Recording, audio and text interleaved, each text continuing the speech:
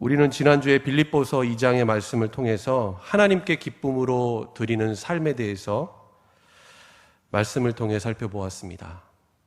사도 바울은 빌립보 성도들을 향해 자신의 삶이 전제와 같이 다 쏟아 부어질지라도 나는 기뻐하고 기뻐한다라고 말합니다. 그리고 너희도 이 기쁨을 알고 나와 함께 기뻐하길 원한다라고 권면합니다. 하나님이 주시는 놀라운 기쁨이 무엇인지를 깨닫고 하나님 앞에 기쁨으로 삶을 드리며 헌신하라는 것입니다. 그렇습니다. 하나님께서는 우리가 기쁨과 자원하는 심령으로 우리의 삶을 하나님께 드릴 때 하나님은 그것을 가장 기쁘게 받으십니다. 저와 여러분 모두가 바울처럼 하나님 나라와 예수 그리스도의 복음을 위해 기쁨으로 삶을 드리는 믿음의 삶을 살아가게 되기를 축원합니다.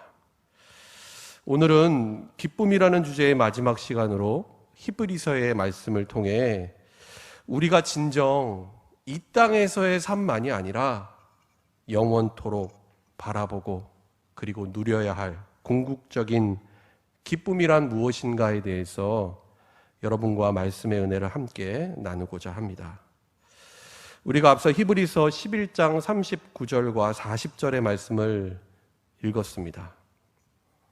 히브리서 11장은 구약에 등장하는 믿음의 선조들이 이 땅을 믿음으로 살았던 삶에 대해서 기술하고 있습니다.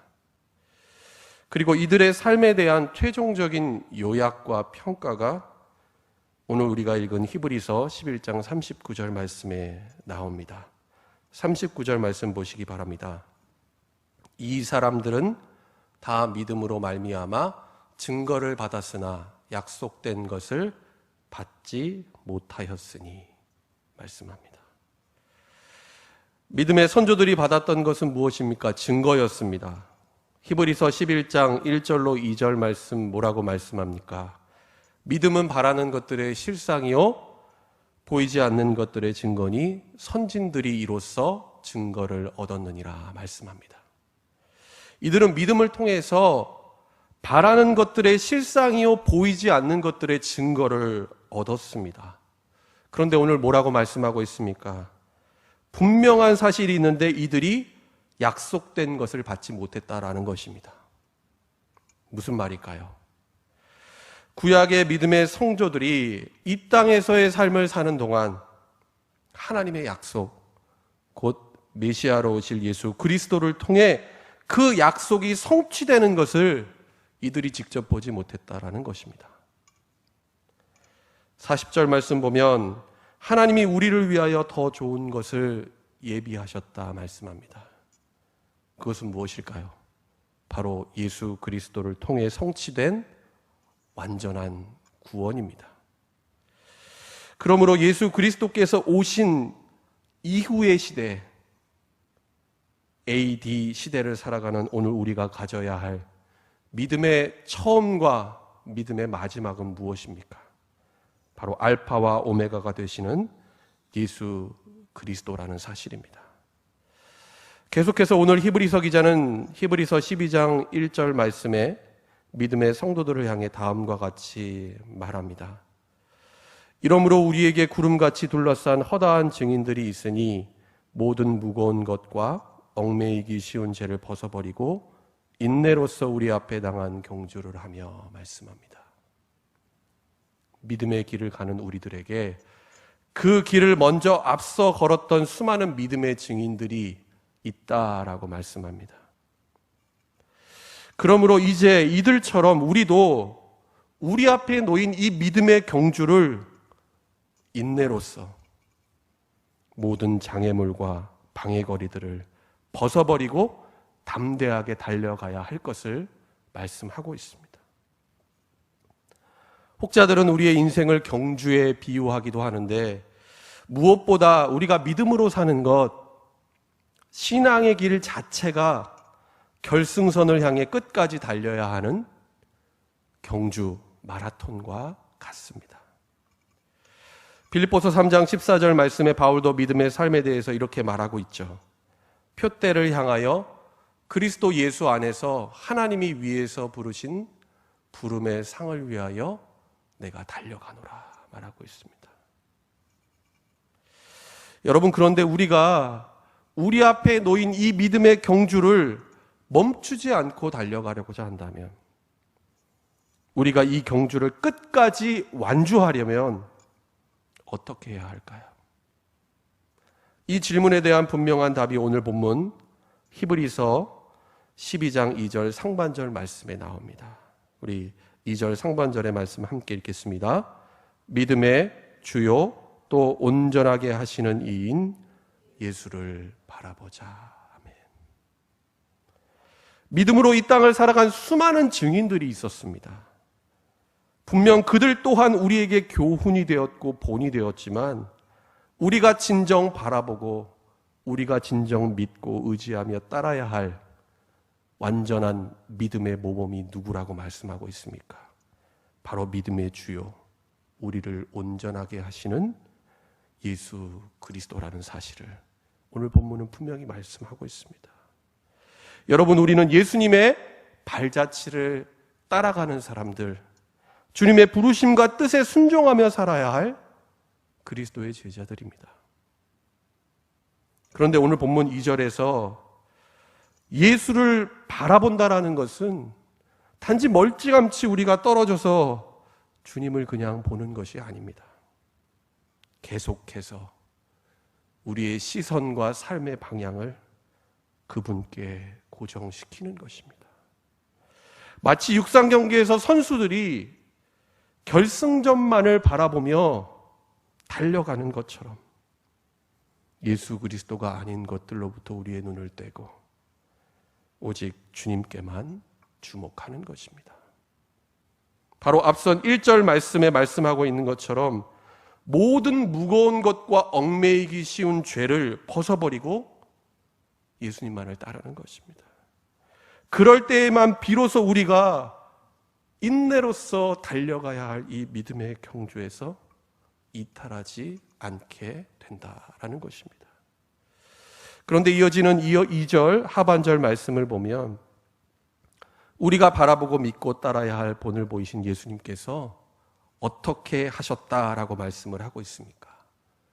12장 2절 하반절 말씀 같이 함께 읽겠습니다. 그는 그 앞에 있는 기쁨을 위하여 십자가를 참으사 부끄러움을 개의치 아니하시더니 하나님 보좌 우편에 앉으셨느니라. 아멘. 예수님께서 그 앞에 있는 기쁨을 위하여 십자가의 고통을 참으시고 수치와 모욕 당하기를 개의치 아니하셨다. 분명히 말씀합니다. 무엇 때문에, 예수님 무엇을 위해서 이렇게 하셨습니까? 그 앞에 있는 기쁨을 위해서였습니다. 어떤 기쁨입니까? 바로 영원한 기쁨. 고난 너머에 있는 부활의 영광과 기쁨, 소망 중에 우리가 바라보게 되는 그 기쁨을 위하여 예수님께서 십자가의 길을 가셨다라는 것이죠. 오늘 본문 2절에서 기쁨, 즐거움, 이 구절을 원어 성경을 보면 헬라어 카라라는 단어로 쓰여져 있습니다. 뜻은 하나님이 주시는 영원한 기쁨을 말합니다. 먼저 오늘 본문의 이 기쁨은 예수님께서 우리를 위해 십자가에 달려 죽으심으로 온 인류를 구원하시고자 하는 하나님의 뜻과 계획이 이루어지는 그런 기쁨이었습니다. 죄 가운데 영원히 죽을 수밖에 없는 우리들, 아무런 소망 없이 살아가는 인생들이 예수님의 십자가의 대속하심으로 말미암아 구원받게 되는 것을 보게 되는 기쁨입니다. 여러분, 예수님은 죄와 흠이 없으셨습니다. 그런데 오늘 이 기쁨을 위하여 예수님이 십자가의 고통과 수치, 저주와 모욕을 외면치 않으시고 친히 십자가에 달려 죽으셨다라는 것입니다. 그러나 예수님의 이 십자가의 죽음은 저주와 치욕의 사건으로 끝나지 않았습니다. 예수님은 죄와 사망의 권세를 이기고 부활하셨습니다.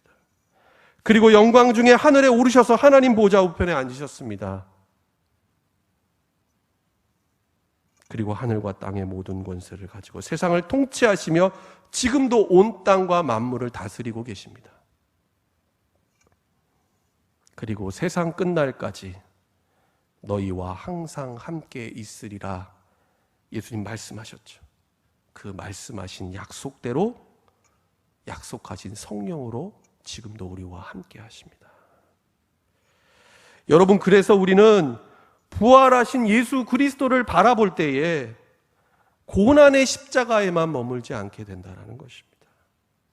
그 고난 너머에 있는 부활의 기쁨, 충만한 하늘의 영광을 우리 또한 소망 중에 바라보게 되는 것입니다.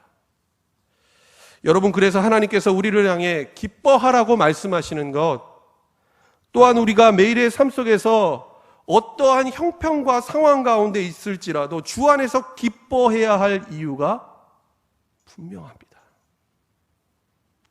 왜냐하면 우리가 달려야 할 이 믿음의 경주는 고난과 희생이 십자가가 반드시 따르지만 결코 그것으로 끝나지 않기 때문입니다.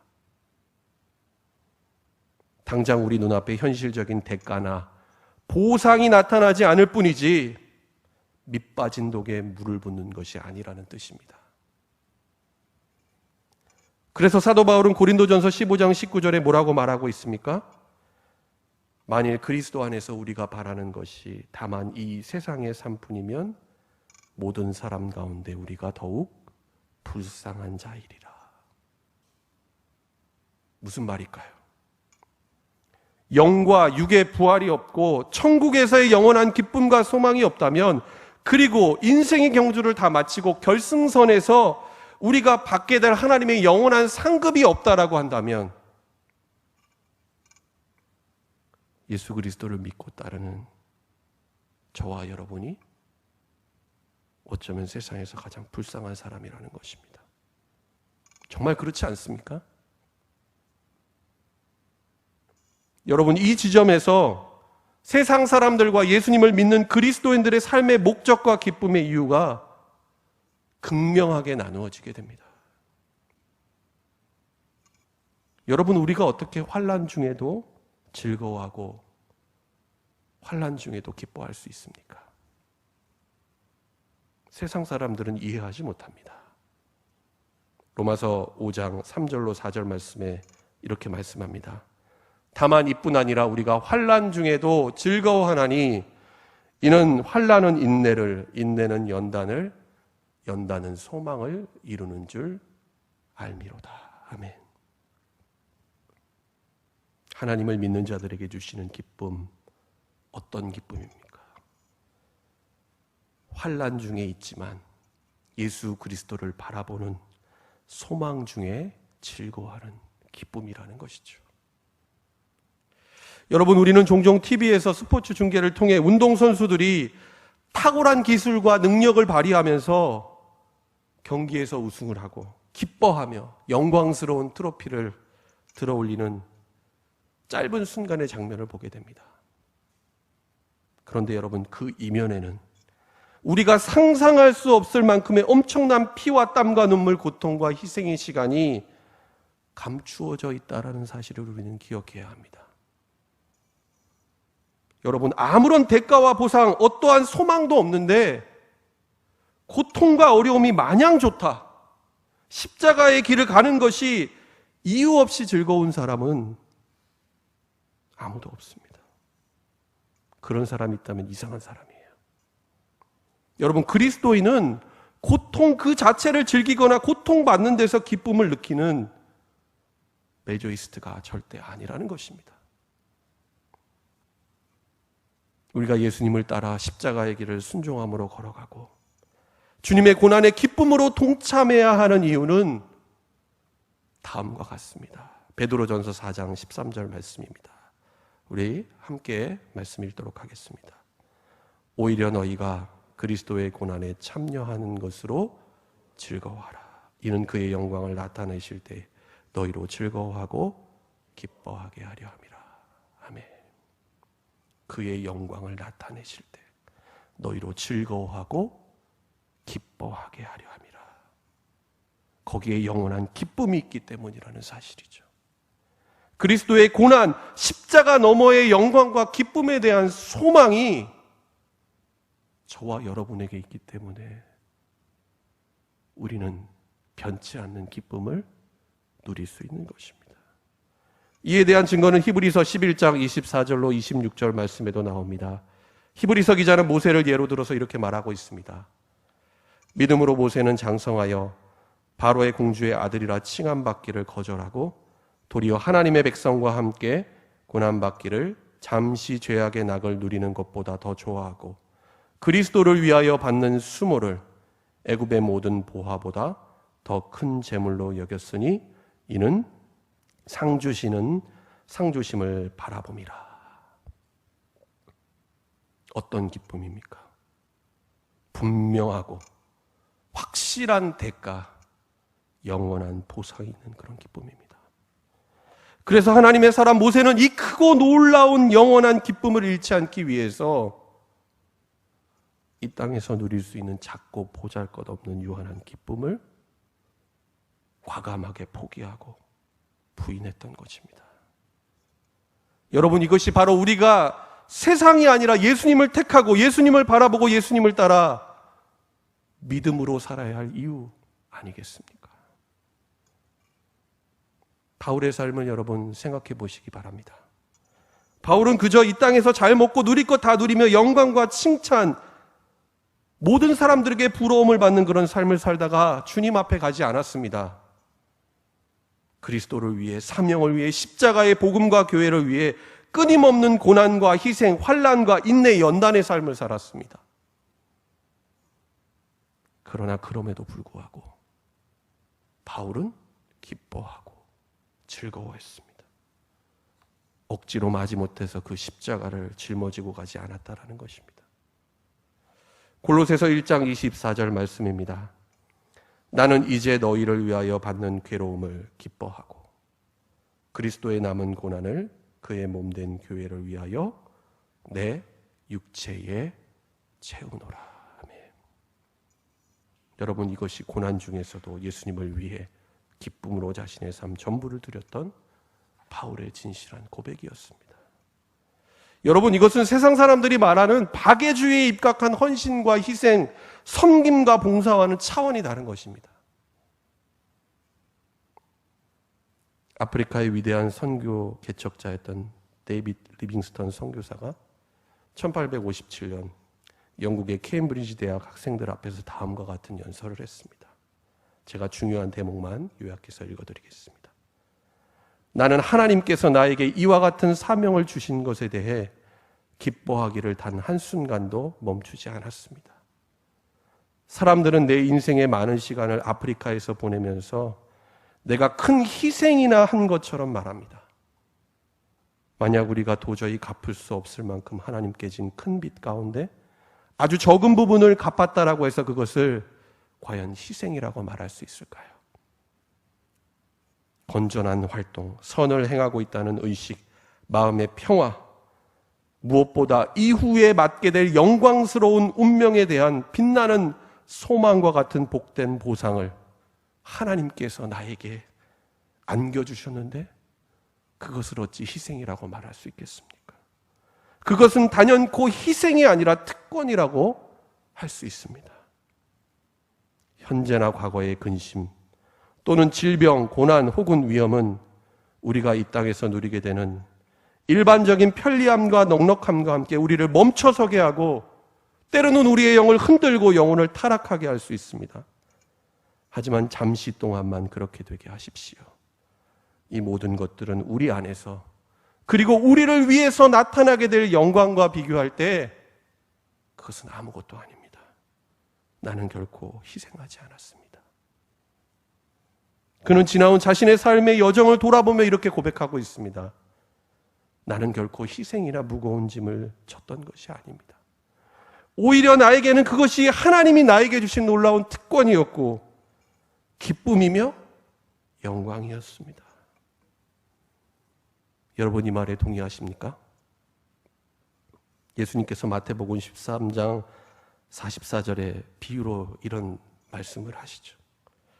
밭에 감추인 보화와 같은 천국의 소망, 그 소망이 우리에게 있기에, 우리에게 주시는 영원한 기쁨이 있기에 우리가 그것을 발견한 후에 기뻐하며 돌아가서 우리의 모든 소유를 다 팔아 그 밭을 사는 것 아니겠습니까?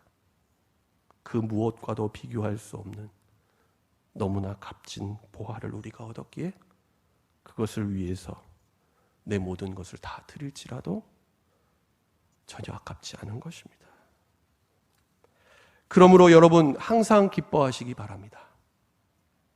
고난이 없고 삶의 문제와 어려움이 없어서 기뻐하고 즐거워하는 것이 아니라 주님 안에서 기뻐하고 주님이 우리에게 주신 소망 중에 즐거워하시기 바랍니다. 그 앞에 있는 기쁨을 위하여 십자가를 참으시고 죽기까지 순종하셨던 예수 그리스도를 바라보시기 바랍니다. 여러분, 우리는 예수님을 믿고 따른다고 하지만 너무 여기저기 기웃거리며 주님께 집중하지 못할 때가 너무나 많습니다. 예수님이 진정 내 인생의 주인이 되시고 우리의 삶에 가장 우선되는 최고의 가치라고 여러분 정말 믿고 있다면 예수님 외에 다른 것들이 이제 다 내려놓을 수 있기를 바랍니다. 오직 믿음의 주요 우리를 온전케 하시는 예수 그리스도만을 바라볼 수 있기를 바랍니다. 때로는 이 믿음의 길이 지치고 피곤하며 낙심과 절망이 찾아올 때도 여러분 분명히 있을 것입니다. 그러나 우리가 이 길을 걸어가야 할 분명한 이유, 분명한 목표가 우리에게 있습니다. 그리고 그 길 끝에 예비된 영광스러운 기쁨과 승리의 면류관이 우리에게 주어져 있습니다. 그렇기에 우리는 포기하지 말고 믿음으로 예수님을 따라가야 합니다. 믿음의 경주를 하다 보면 지쳐 쓰러질 때도 있고 우리의 힘으로는 넘을 수 없는 큰 장애물을 만나기도 할 것입니다. 우리가 지금 겪고 있는 코로나 사태가 그렇죠. 그러나 여러분, 우리는 결국 혼자가 아닙니다. 십자가의 길을 걸으셨고 믿음과 순종의 길을 우리에게 보여주셨던 그 예수님이 저와 여러분과 함께 하시기 때문입니다. 주님이 우리 앞에서 우리의 삶을 인도하시고 우리 곁에서 우리를 손잡아 이끌어 주십니다. 그리고 우리 등 뒤에서 우리를 밀어주시고 우리에게 힘을 북돋아 주시며 우리를 도와주십니다. 사랑하는 여러분, 주님 다시 오실 그날까지 우리 앞에 놓인 이 믿음의 경주를 기쁨으로 주님과 함께 달려갈 수 있기를 바랍니다.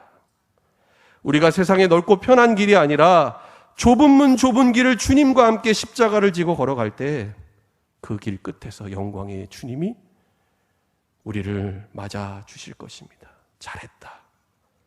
주님이 우리를 칭찬하시며 기쁨으로 우리를 반겨주실 것입니다. 마지막으로 영화 창끝의 실제 주인공이었던 인물, 여러분 다 잘 알고 계실 것입니다. 남미 에콰도르 정글에 있는 미 전도 종족인 아우카 부족에게 복음을 전하다가 28살이라는 젊은 나이에 자신의 삶을 주님께 드렸던 짐 엘리엇 선교사가 남긴 말을 이 시간 여러분에게 소개하고 오늘 설교를 마치도록 하겠습니다. 화면 한번 보시기 바랍니다. 잃어버릴 수 없는 것을 얻기 위해 간직할 수 없는 것을 버리는 사람은 결코 어리석은 사람이 아니다. 기도하겠습니다. 하나님 아버지, 우리에게 예수 그리스도를 알게 하시고 우리에게 믿음을 주셔서 하나님의 자녀로 이 땅을 살아가게 하신 주님의 은혜에 감사를 드립니다. 하나님, 우리가 이 믿음의 길을 걸어갈 때에 믿음의 주여 우리를 온전케 하시는 예수 그리스도만을 온전히 바라보기를 원합니다. 그 앞에 있는 기쁨을 위하여 십자가를 참으신 주님처럼 예수님 가신 그 십자가의 길을 믿음으로 따르게 하시고 고난 그 너머의 영원한 기쁨과 부활의 소망이 있음을 바라보고 소망 중에 기뻐하며 주님께 우리의 삶을 기쁨으로 드리게 하여 주옵소서. 예수님의 이름으로 기도드립니다. 아멘.